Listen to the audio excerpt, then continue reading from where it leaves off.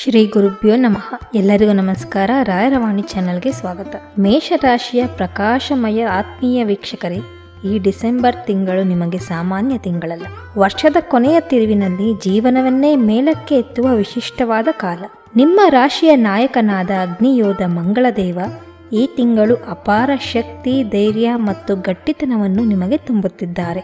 ಒಂದೆಡೆ ಅದೃಷ್ಟದ ದೊರೆ ನಿಮ್ಮ ಕಡೆ ನಗುತ್ತಿದ್ದರೆ, ಇನ್ನೊಂದು ಕಡೆ ನಿಮಗೆ ಒಂದು ಮಹತ್ತರ ಪರೀಕ್ಷೆ ಎದುರಾಗಲಿದೆ. ನಿಮ್ಮ ಮಹತ್ವದ ಸಾಧನೆ ಹಾಗೂ ನಿಮ್ಮ ತಾಳ್ಮೆಯನ್ನು ಪರೀಕ್ಷಿಸುವ ಈ ಎರಡು ಶಕ್ತಿಗಳು ಡಿಸೆಂಬರ್ನಲ್ಲಿ ಒಂದೇ ಸಮಯಕ್ಕೆ ಸಕ್ರಿಯವಾಗುತ್ತವೆ. ಏನು ಆ ಯೋಗ? ಯಾವುದು ಆ ಪರೀಕ್ಷೆ? ಈ ತಿಂಗಳ ಸಂಪೂರ್ಣ ಭವಿಷ್ಯವನ್ನು ತಿಳಿದುಕೊಳ್ಳೋಣ. ಅದಕ್ಕೂ ಮುಂಚೆ ನಮ್ಮ ಚಾನಲ್ಗೆ ಯಾರೆಲ್ಲ ಸಬ್ಸ್ಕ್ರೈಬ್ ಆಗಿಲ್ಲ, ಸಬ್ಸ್ಕ್ರೈಬ್ ಆಗಿ ಬೆಲ್ ಐಕಾನ್ ಅನ್ನು ಪ್ರೆಸ್ ಮಾಡಿ. ನಾವು ಹಾಕುವಂತಹ ಎಲ್ಲ ವಿಡಿಯೋಗಳ ನೋಟಿಫಿಕೇಶನ್ ನಿಮಗೆ ದೊರೆಯುತ್ತದೆ.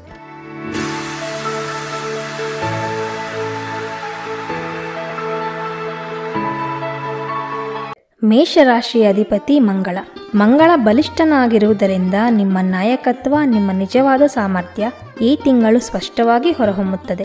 ಜ್ಞಾನ ಮತ್ತು ಸಂಪತ್ತಿನ ಹರಿಕಾರಕನಾದ ಗುರು ಭಗವಾನ್ ನಿಮ್ಮ ಧನಭಾವದ ಮೇಲೆ ಶುಭ ದೃಷ್ಟಿಯನ್ನು ಇಟ್ಟಿರುವುದರಿಂದ ಹಣಕಾಸಿನ ಕ್ಷೇತ್ರದಲ್ಲಿ ನೀವು ನೆನೆಸಿದ್ದೇ ನಿಜವಾಗುವಂತಹ ಕಾಲ.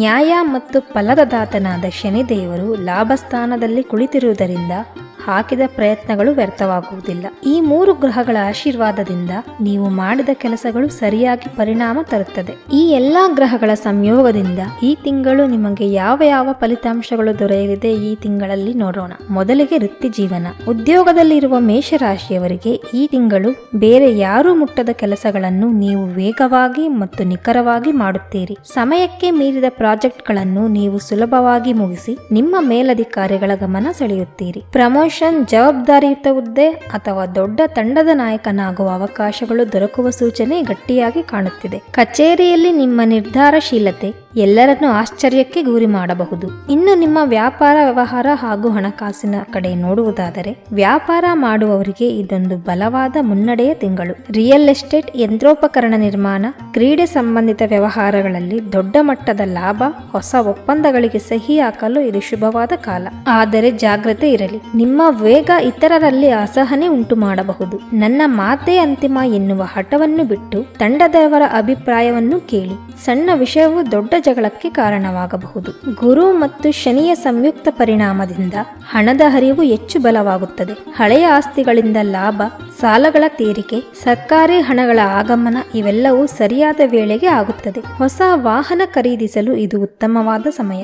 ಆದರೆ ಮಂಗಳನ ಶಕ್ತಿಯಿಂದಾಗುವ ಹಠಾತ್ ಖರ್ಚಿಗೆ ಜಾಗ್ರತೆ ವಹಿಸಿ. ಐಷಾರಾಮಿ ವಸ್ತುಗಳ ಮೇಲೆ ಅನಾವಶ್ಯಕ ಖರ್ಚುಗಳನ್ನು ಮಾಡಬೇಡಿ. ಹೂಡಿಕೆಗಳನ್ನು ಮಾಡಿ, ಆದರೆ ಆವೇಶದ ನಿರ್ಧಾರಗಳನ್ನು ತೆಗೆದುಕೊಳ್ಳಬೇಡಿ.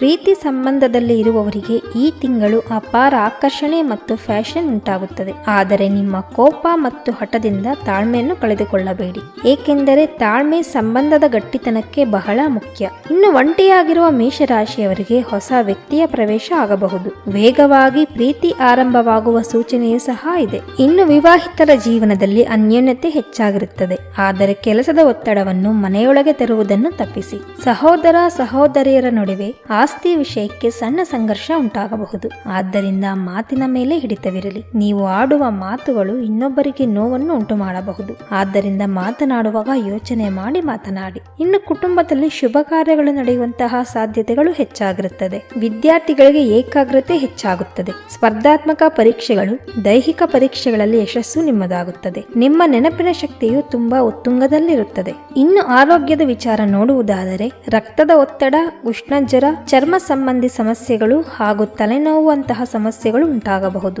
ಆದ್ದರಿಂದ ಜಾಗ್ರತೆಯಿಂದ ಇರಿ. ವಾಹನ ಹಾಗೂ ಯಂತ್ರೋಪಕರಣಗಳ ಬಳಕೆಯಲ್ಲಿ ಎಚ್ಚರಿಕೆಯಿಂದ ಇರಿ. ಸ್ವಲ್ಪ ಆರೋಗ್ಯದ ಸಮಸ್ಯೆ ಕಂಡುಬಂದರೂ ತಕ್ಷಣ ವೈದ್ಯರ ಸಲಹೆಯನ್ನು ಪಡೆದುಕೊಳ್ಳಿ. ಆರೋಗ್ಯದ ವಿಚಾರದಲ್ಲಿ ನಿರ್ಲಕ್ಷ್ಯ ಮಾಡಬೇಡಿ, ಏಕೆಂದರೆ ಆರೋಗ್ಯವೇ ಭಾಗ್ಯ. ನಾವು ಅದನ್ನು ತುಂಬಾ ಜಾಗ್ರತೆಯಿಂದ ಕಾಪಾಡಿಕೊಳ್ಳಬೇಕು. ಇನ್ನು ಈ ತಿಂಗಳು ನೀವು ಒಂದು ದೊಡ್ಡ ಅಗ್ನಿ ಪರೀಕ್ಷೆಯನ್ನು ಸಹ ಎದುರಿಸಬೇಕಾಗುತ್ತದೆ. ಅದೇನೆಂದರೆ, ಈ ತಿಂಗಳ ಅತ್ಯಂತ ದೊಡ್ಡ ಸವಾಲು ಕೋಪ ಮತ್ತು ತುರ್ತು ನಿರ್ಣಯ. ಮಂಗಳ ಮತ್ತು ರಾಹುವಿನ ಪರೋಕ್ಷ ಪ್ರಭಾವದಿಂದ ನೀವು ಅತಿಯಾದ ಆವೇಶಕ್ಕೆ ಒಳಗಾಗುವ ಸಾಧ್ಯತೆಗಳು ಹೆಚ್ಚಾಗಿರುತ್ತದೆ. ಅಹಂಕಾರ, ನಿಮ್ಮ ವೇಗ, ನಿಮ್ಮ ಯಶಸ್ಸೇ ನಿಮ್ಮ ವಿರೋಧಿಯಾಗಿ ತಿರುಗಬಹುದು.